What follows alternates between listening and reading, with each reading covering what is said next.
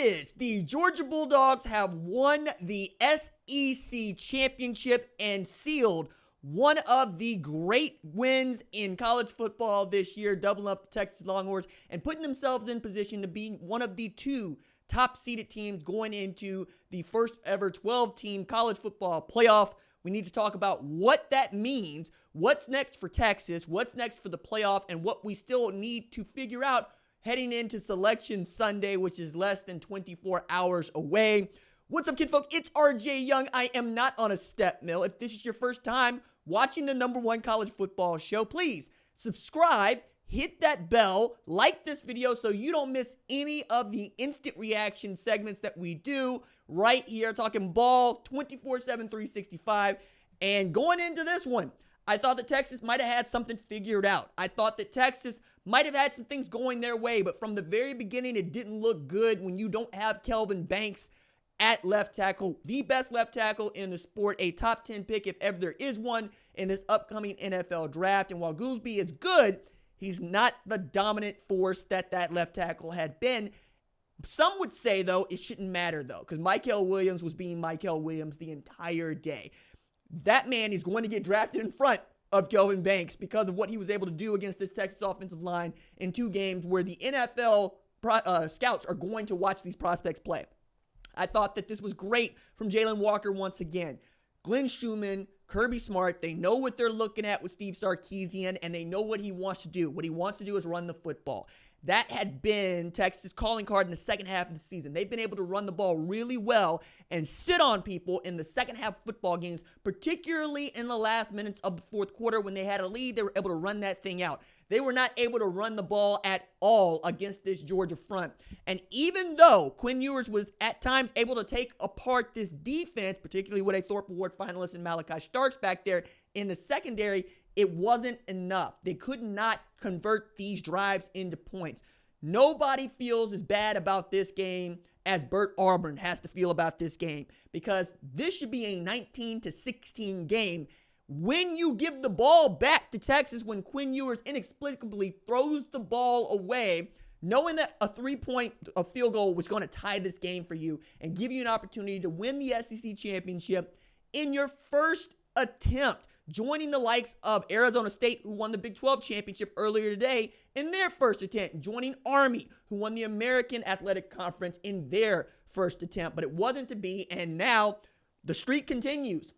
No new member to the SEC has won the SEC championship, and that includes Texas now. Texas went into this thing as the 11-1 team, as the team whose only loss is to this Georgia team, a Georgia team that had taken losses to Ole Miss, a Georgia team that had taken loss to a 9-3 Alabama, a Georgia team that needed 8 overtimes at home to beat a 7-win Georgia Tech, and yet they could not get it done.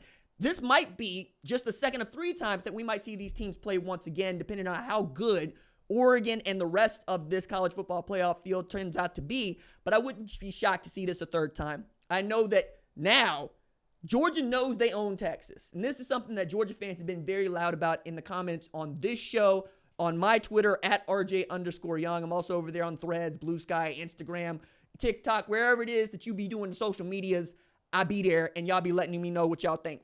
A lot of Georgia fans going to be in this thing gloating, and they should be, right? Because through all of this, Quintravion Wisner, I thought was going to be a difference maker. Quinn Ewers, I thought was going to be a difference maker. Arch Manning, I thought was going to have an opportunity to be a difference maker. Matthew Golden, Isaiah Bond, Silas Bolden, Gunnar Helm. And then on the other side, Anthony Hill, probably the biggest snub outside of Travis Hunter for a defensive award, wasn't a Buckets Award finalist. That defense that had been outstanding, Jahdae Barron, another Thorpe Award finalist, playing corner for Pete Kwiatkowski in what had been one of the best defenses, if not the best defense in the sport. And for me, going into this thing, is the Broyles Award winner as the top assistant in the sport. It wasn't enough. It simply was not enough against a Georgia team that didn't look good offensively once again, particularly in the first half. And then we see the change. Toward the end of the first half, Carson Beck is dropping back.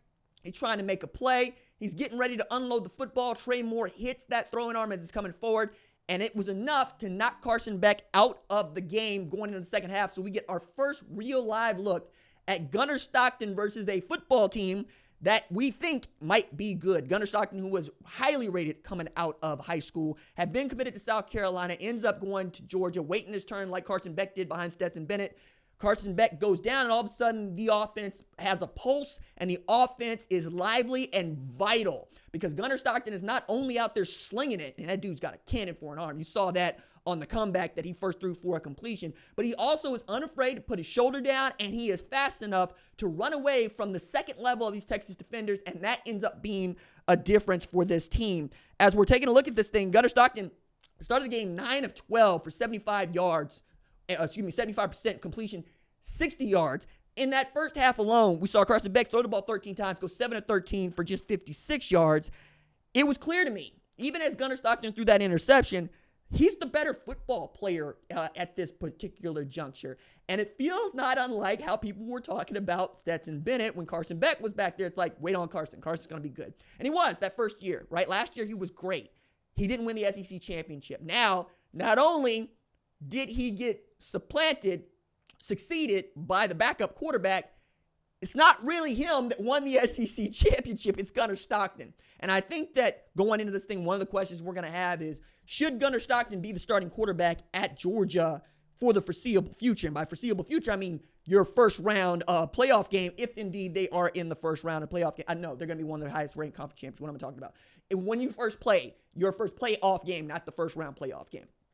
I think that's an open discussion. I think that Kirby Smart is going to say what Mike Bobo is going to say, which is that Carson Beck is our starting quarterback, in the same way that when Arch Manning was playing his behind off, Steve Sarkisian kept telling anybody that would listen that the guy that went for 3 bills against this Texas defense today, he's our starting quarterback in Quinn Ewers. There are pros and cons to both, right? I think one of the things that really helped Gunnar Stockton against Texas is Texas had no film with him. They didn't know where to go. They didn't know what his eyes meant.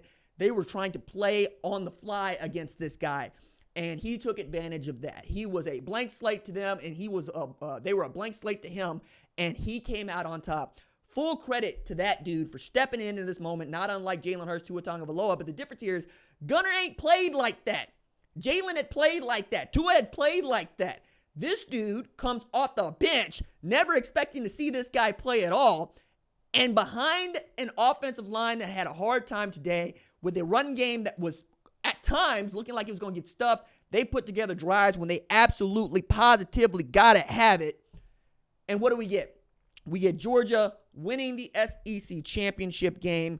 Even as Texas gets the ball back here toward the end, I'm thinking, don't put this in Bert Auburn's hands once again. You need to go get 6. You need to go get 7. They couldn't get it done. Georgia is the SEC champ, and as we had said beginning, or I should say Nick Saban said beginning, I picked Texas the whole way. He had said, look, till somebody beats Georgia, it's Georgia. I'm going to put Georgia and Texas in the SEC championship game, but Georgia's the team to beat until somebody can beat them.